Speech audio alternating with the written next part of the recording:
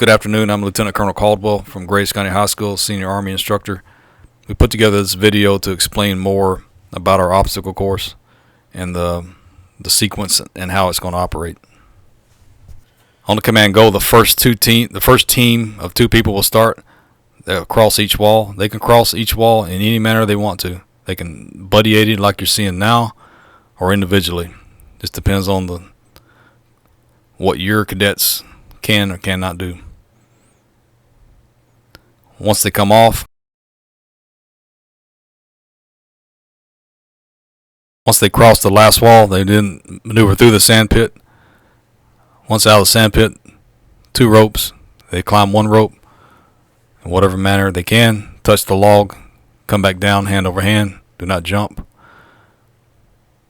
Once they complete the rope climb, the bunny hop into the tires, make sure to lift their hands up so we know they're not standing or supporting themselves with their arms.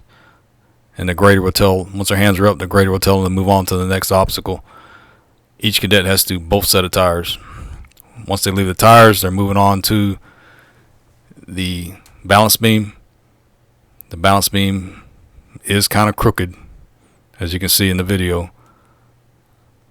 You can step on the support, as he just did, and when he comes across, it will rotate and jump off. Then is the high five. First part of the high five is the tire wall. There are some yellow markings on the wall. You have to touch them with your hand, then go through a tire.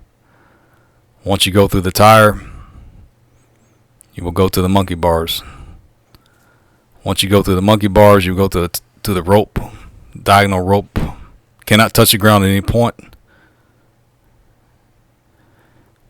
The further you go in this obstacle, the less time will be added to your overall time.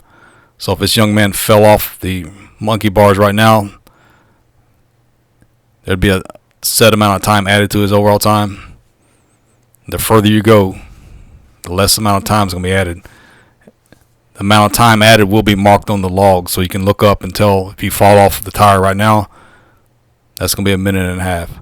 So depending where you're located on the high five, when you fall, will determine how much time is added to your overall time.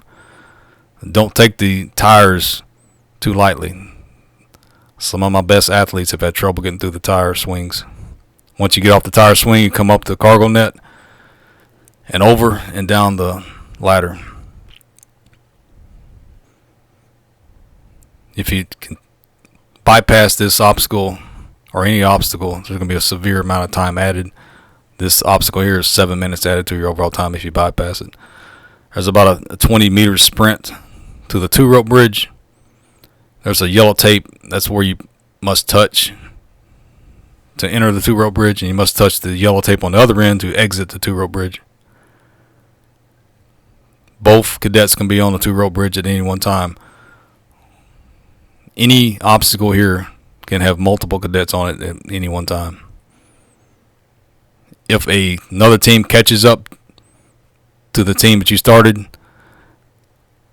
neither time will stop. That's just bad planning on the team captain's spot. So make sure your best teams are up front. Once they exit the 2-rope bridge, they will enter the woods, small patch of woods. We'll have some obstacles in there, nothing hard. Then they'll exit the other side of the woods and come across the finish line. That's where your time will stop. We will add any penalties to your overall time, recognize the fastest team throughout the day at the award ceremony, and of course recognize the fastest team average. So we'll take all 5 times, average them together, low score wins.